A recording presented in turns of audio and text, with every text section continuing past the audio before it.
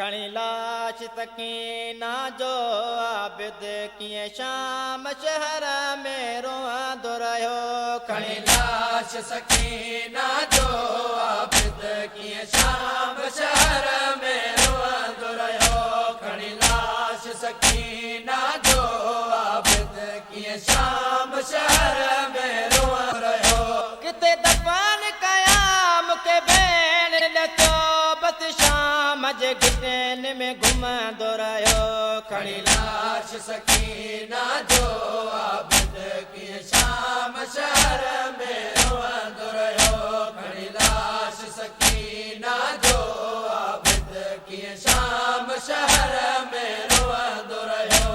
न नज़र खणो मुंहिंजी बाहुनि ते जनाज़ो कम सन ज़हरा जो। न नज़र खणो मुंहिंजी बाहुनि ते जनाज़ो कम सन ज़हरा जो। ॿियो कफ़न पारायां कैदिन खे हर शामीअ खां ई घुरंदो रहियो। खणी लाश सकीना जो आबिद कीअं शाम शहर में रोअंदो रहियो।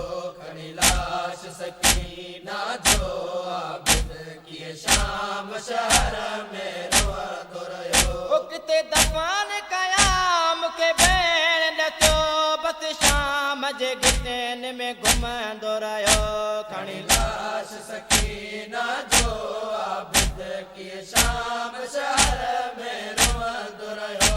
खणी लाश सकीना जो आबिद कीअं शाम शहर में रोअंदो रहियो। ओ नथो ईअं चवां मां कंहिंखे कोई मूंखे भेण जी क़बर बणाए ॾे।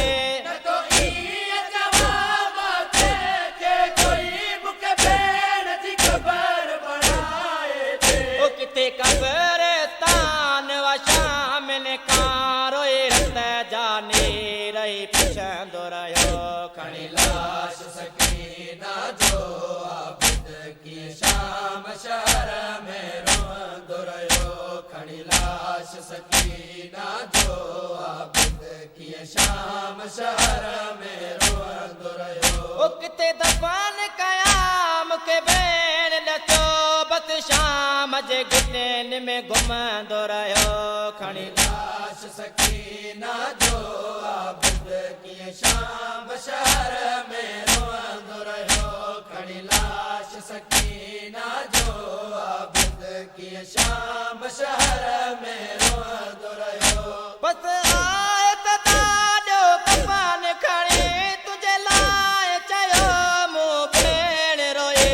बस आहे सदा ॾियो कफ़न खणी तुंहिंजे लाइ चयो मूं भेण रोई।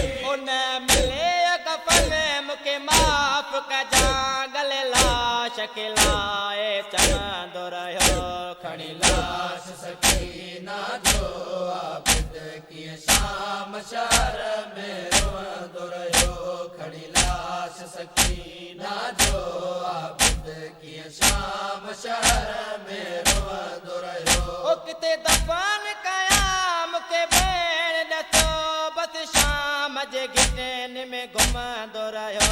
खणी लाश सकीना जो आबिद कीअं शाम शहर में रोअंदो रहियो। खणी लाश सकीना जो आबिद कीअं शाम शहर में रोअंदो रहियो।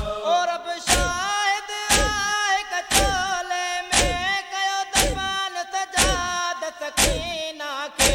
रब शाहिद आहे कचोले में कयो दफ़न सजाद सकीना खे। ओ बेवसे बणिजी अल्ताफ़ यकिरे गले लाए क़बर खे चुमंदो रहियो।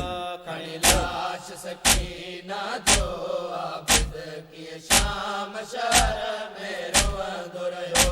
खणी लाश सकीना जो आबिद कीअं शाम शहर में रोअंदो रहियो। ओ किथे दफ़न कयां मूंखे भेण ॾिठो बस शाम जे गिटनि में घुमंदो रहियो। खणी लाश सकीना जो आबिद कीअं शाम शहर में रोअंदो रहियो।